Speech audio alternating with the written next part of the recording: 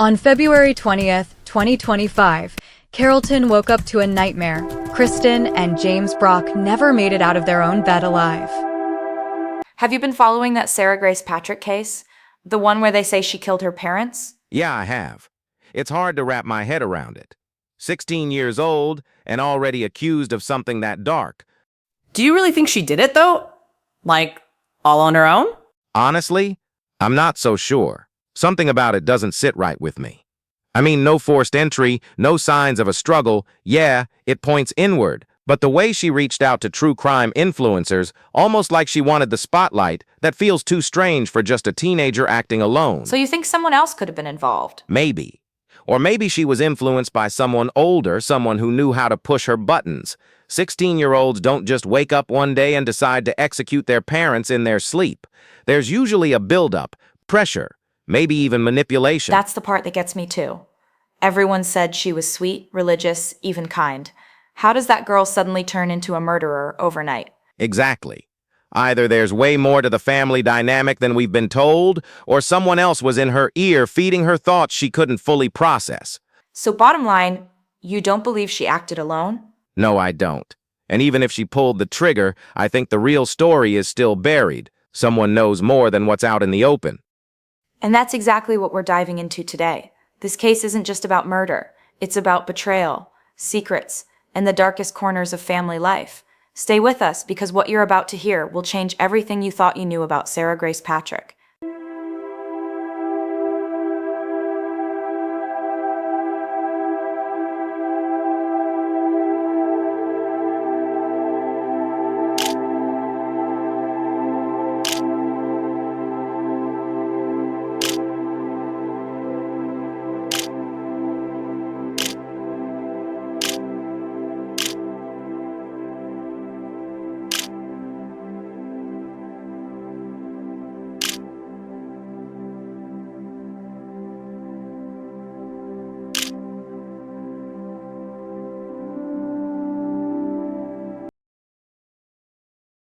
My name is Jenny, and I'll be your guide through this haunting story. On this channel, Criminal Chronicles, we uncover the darkest crimes and the unsettling truths that hide behind closed doors. You know, there are some stories that don't just shock you, they make your stomach drop. This is one of them. Picture this. A 6-year-old little girl, barely old enough to tie her own shoes, walks into her parents' bedroom early one morning. And instead of finding them asleep, she finds their bodies lifeless, covered in silence that feels heavier than anything she'll ever know. Now here's the part that will make you stop in your tracks. Police say the killer wasn't a stranger, wasn't some shadow slipping through the night. No, the person accused is someone who lived under the same roof, shared the same meals, and called them family. Their own daughter. And what happened after? That's where this story gets even darker. Because while her parents lay buried, she was online. Posting, performing, and even pitching their deaths to true crime influencers like it was just another headline waiting to go viral. This is one of the most disturbing stories I've ever shared here on Criminal Chronicles. And I promise you, what's coming will leave you questioning everything you think you know about family, loyalty, and trust. So make sure you're subscribed because you're about to hear the full, chilling truth. Carrollton, Georgia. A place that, on the surface, feels like the kind of town where tragedy just doesn't happen. The streets are lined with modest homes, the kind where kids ride bikes on summer evenings and neighbors wave at each other across trimmed lawns. It's a place where life moves a little slower, where church bells still ring on Sundays, and where families are supposed to feel safe. But if there's one thing I've learned from digging into stories like this, it's that evil doesn't always announce itself with flashing lights or dark alleys. Sometimes it hides in the most ordinary-looking homes, in the most ordinary-looking families. Inside one of those homes lived Kristen and James Brock. Kristen was 41, a mother described by friends as nurturing, protective, and always looking out for her kids.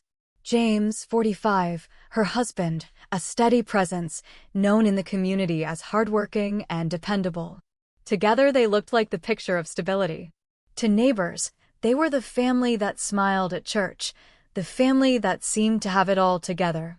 And then there was Sarah Grace Patrick. 16 years old. Their daughter. By all appearances, she was the kind of teenager you wouldn't think twice about. People described her as bright, religious, and kind.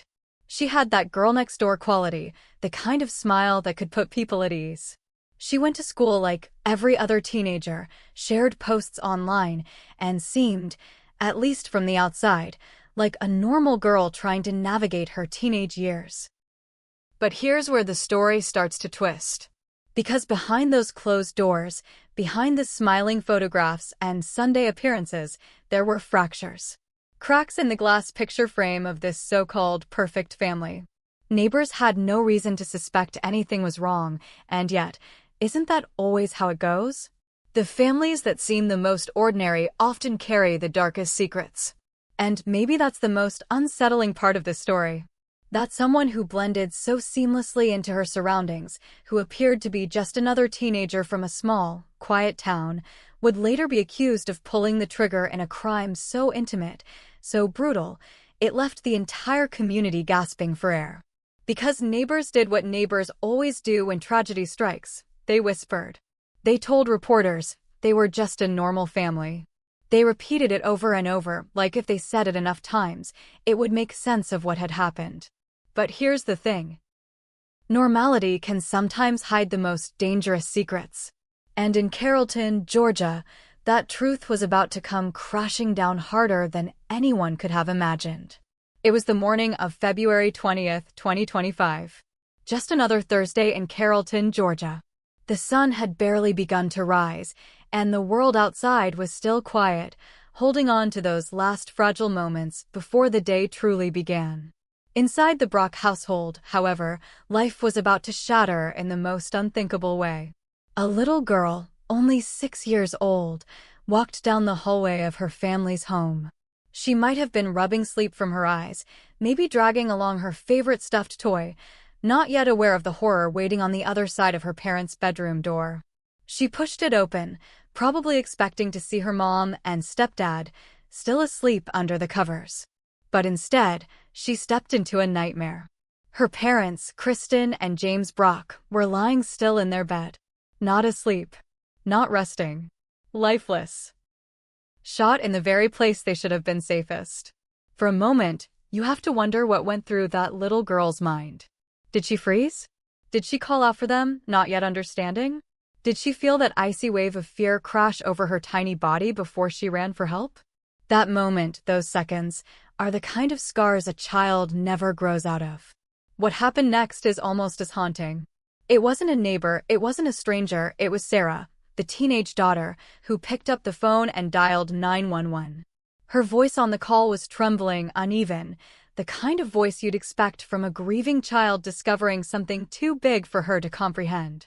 But as the case unfolded, detectives would later ask themselves a chilling question. Was that trembling voice the sound of grief, or the sound of guilt slipping through the cracks? When the police arrived, they walked into a scene that would stay with them forever.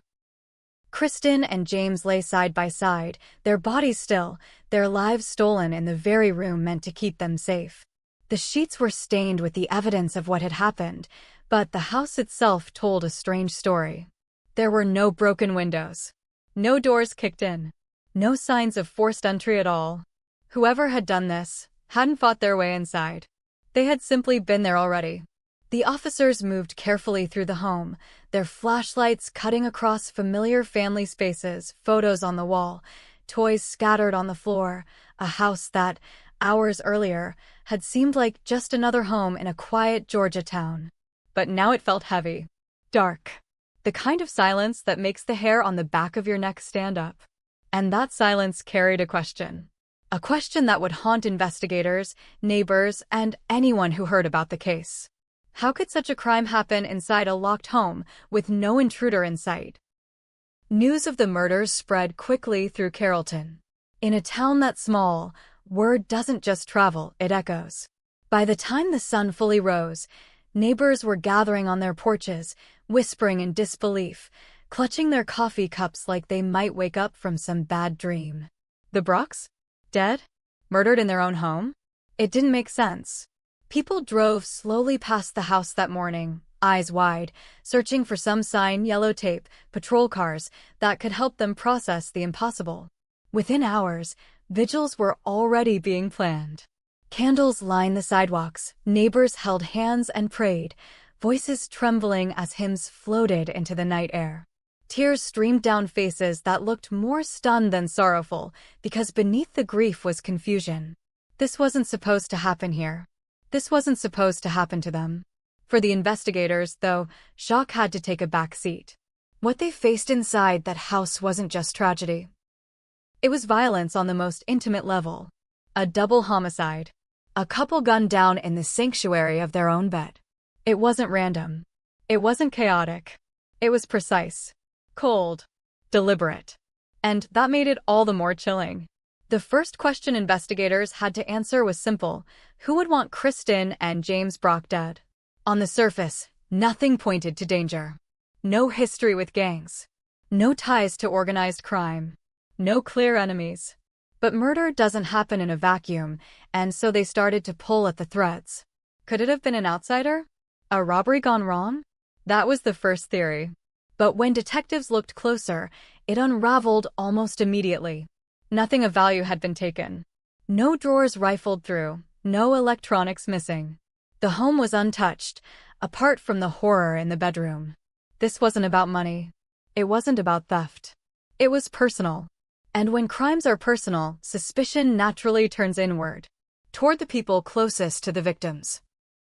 Meanwhile, the community watched Sarah, 16 years old, a teenager who had just lost her mother and stepfather.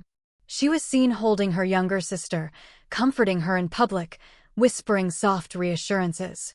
To those around her, it looked like strength, like the mark of a girl forced to grow up too quickly. But to detectives, it raised quiet questions. They noted how her words didn't always match her emotions, how her tears came and went in curious rhythms. It wasn't enough to accuse her of anything, not yet. But in the privacy of their notebooks, detectives began to scribble down the little things. A hesitation here. A contradiction there. Moments that didn't fit neatly into the picture of a grieving daughter. And then came Sarah's social media posts. At first glance, they looked like raw expressions of heartbreak. Videos filled with emotion. Captions that pulled sympathy from friends, strangers, anyone watching.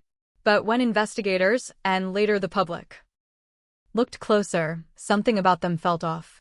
Grief-stricken on the surface, but strangely calculated beneath. At first, Sarah's social media drew waves of sympathy.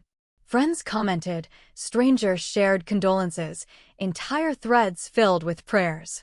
But then, detectives noticed something others didn't. It wasn't just what she posted, it was how she posted. A carefully angled video of her crying. A TikTok captioned with haunting music in the background. Posts that seemed less like spontaneous grief and more like performance. And then came the detail that chilled investigators. While publicly mourning, Sarah had privately reached out to true crime influencers, people who make their careers retelling disturbing cases.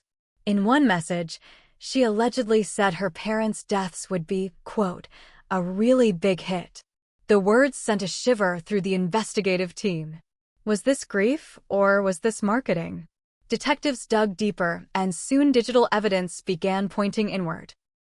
Her phone records, search history, and private messages began to draw a very different picture of Sarah, one that clashed with the sweet, religious, soft-spoken girl Carrollton thought they knew. Then came the autopsy results.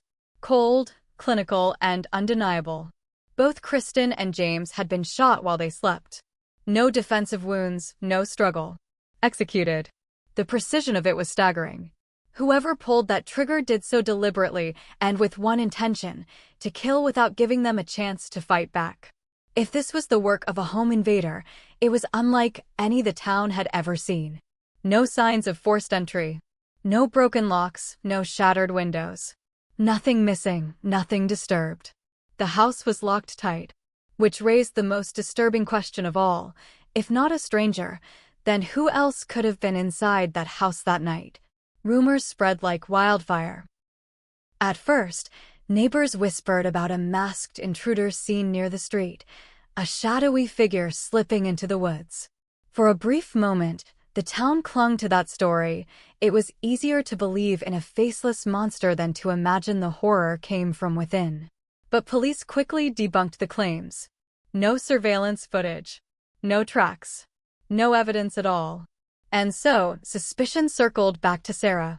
Her friends were interviewed, and the contradictions kept piling up. Some described her as sweet, bubbly, the kind of girl you'd never suspect of violence. But others painted a more complicated portrait. Secretive. Withdrawn at times.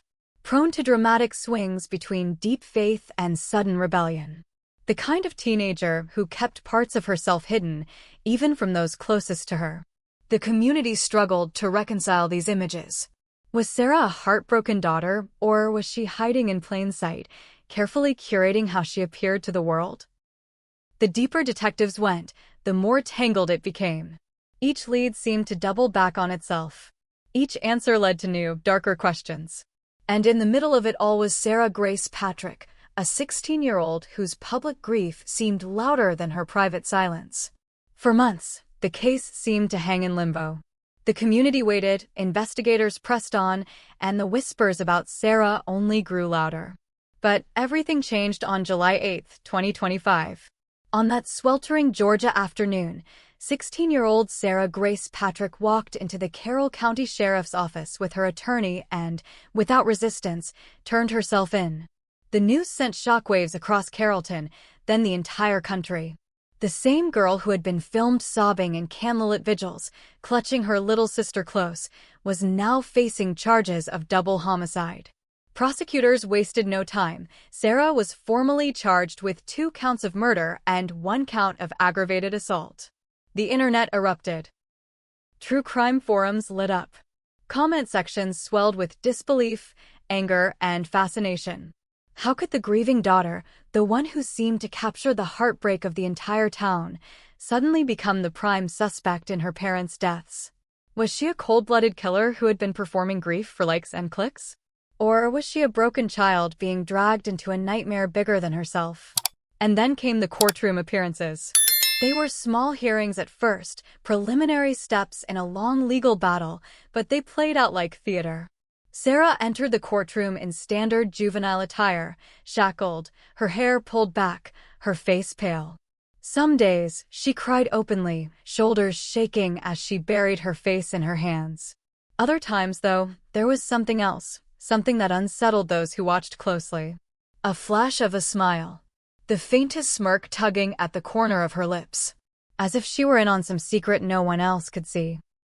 Reporters described her demeanor as a puzzle. Was she a traumatized teen buckling under unbearable grief? Or was she a manipulator, capable of slipping between masks as easily as changing outfits? Inside the courtroom, every glance, every tear, every twitch of her mouth became fodder for speculation. Prosecutors argued that her behavior fit the profile of a killer hiding behind a carefully constructed image. The defense countered that she was a child, 16, fragile, and devastated by loss, being unfairly demonized. Meanwhile, outside, the town of Carrollton was left torn in two. Some neighbors swore they'd always believed something was off about Sarah. Others refused to accept that the sweet, church-going girl they'd watched grow up could possibly have committed such a crime. Vigils that once burned in unity now carried the quiet hum of division. But underneath all the speculation, one question loomed larger than all the rest. Why? Why would a daughter kill her own parents? Money? Resentment? Freedom from control? Or something far darker, hidden deep within the walls of that quiet Georgia home? That question still lingers, haunting investigators, haunting the courtroom, haunting the entire community. Because the truth, as of now, remains incomplete. The arrest of Sarah Grace Patrick didn't just shake Carrollton, it fractured it. Vigils that once brought people together under candlelight now became grounds for hushed debates. Neighbors who had stood shoulder to shoulder in prayer were suddenly whispering different truths. Was Sarah a cold-blooded killer hiding behind crocodile tears, or was she a misunderstood teenager caught in something far bigger than herself? The question loomed like a storm cloud as Sarah's first bond hearing approached. The courthouse steps filled with reporters, cameras flashing, microphones shoved forward. Families clutched each other's hands as they walked inside, bracing for what they were about to hear. Prosecutors painted a stark picture. They argued that Sarah was not just a suspect, she was a danger. A risk to the community. A threat even to her own little sister, the surviving witness to that horrific morning. They warned the judge that releasing her would be reckless, that this was not a case of immaturity or poor judgment, it was murder. Calculated, deliberate, and merciless. But the defense countered with its own plea, just as passionate. They reminded the court of Sarah's age, 16. They pointed to her spotless record before this, her involvement in church activities, her image as a bright student. One of her pastors stood up and testified, voice trembling, calling her a lost child, not a monster. Relatives wept openly, describing Sarah as sweet, gentle, incapable of such violence. Friends, too, took the stand, some refusing to believe the girl they knew could ever pull a trigger in cold blood. The courtroom became a battlefield of emotion. On one side, rage. People demanding justice for Kristen and James Brock, their voices sharp with grief. On the other side, tears pleased to show compassion for a girl who might, in their eyes, still be a child. The divide was so stark you could feel it in the air. Half the benches shook with sobs, the other half stiff with anger. When the judge finally spoke, the room fell silent. His words cut through the tension with finality. Bond was denied. The seriousness of the charges, he said, outweighed every plea for leniency. Sarah would remain behind bars as the case moved forward. The reaction was instant. Gasps, cries, even shouts broke out across the courtroom. A mother fainted in the back row. A man stormed out, muttering under his breath. For the people of Carrollton, this wasn't just a legal decision. It was a moral reckoning. Was justice being served, or was a girl's life being destroyed before the full truth had even surfaced? Outside, the cameras captured everything. Supporters clutched signs reading, "Pray for Sarah." Others shouted for justice for Kristen and James, voices sharp, faces flushed with fury. The courthouse lawn became a stage for raw human conflict, the quiet town of Carrollton now center stage in a national spectacle. And yet, despite all the noise, one question lingered louder than the rest. Was Sarah Grace Patrick truly guilty, or was there something about this story the world had yet to uncover? As the trial loomed and the town remained divided, the questions only grew heavier. The legal system could assign charges, it could deliver a verdict, it could even impose a sentence. But could it really answer the haunting why?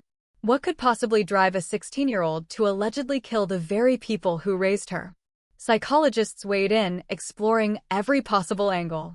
Was it anger simmering beneath years of strict parenting? Was it rebellion, a desperate attempt to shatter the walls of control? Or was it something darker? An undercurrent of mental instability that no one had noticed until it was too late? Some speculated abuse behind closed doors, others whispered about manipulation by unseen influences. But none of these theories came with proof, and that's what made this case all the more haunting. Was the question of whether Sarah acted alone. Was she the sole mastermind behind the tragedy, or could there have been someone else whispering in her ear, encouraging her, pulling strings from the shadows? Investigators found no second suspect, yet doubts lingered. Even now, many wonder if the story we've been told is only half the truth. The role of social media cast an even darker shadow over the narrative. Sarah's TikTok videos, her carefully timed posts, and that chilling message to a true crime influencer saying her parents' deaths would be a really big hit, blurred the line between grief and performance. Was she mourning, or was she marketing tragedy? Was it a cry for help, or the act of someone who saw life and death through the lens of virality? And so we circle back to the central question: even if Sarah is convicted, will the world ever really know why this happened? Will justice deliver clarity, or will it simply assign punishment while the truth slips quietly into the shadows? And now I want to hear from you. Do you believe Sarah Grace Patrick acted alone, or is there more to this story that hasn't yet come to light? Do you think justice, in this case, will ever truly be served, or is the real truth still hidden, waiting to be uncovered? Share your theories in the comments below. We want to hear what you think. And if you've been captivated by this story, make sure you subscribe to Criminal Chronicles, because this is only one of many deep dives into the darkest and most disturbing true crime cases we cover. Hit that subscribe button so you don't miss what's coming next. But before we go, let me leave you with this chilling thought. This case reminds us that sometimes the greatest dangers don't come from strangers lurking in the dark. Sometimes they come from the people we share our homes with, the very ones we're supposed to trust most. Behind closed doors, even the most ordinary families can be hiding secrets. Secrets that, left unchecked, can turn deadly. And so, as the lights fade on Carrollton, Georgia, and the town tries to stitch its heart back together, we're left with a sobering truth. The monsters we fear may not always come from the outside. Sometimes, they're already inside the house.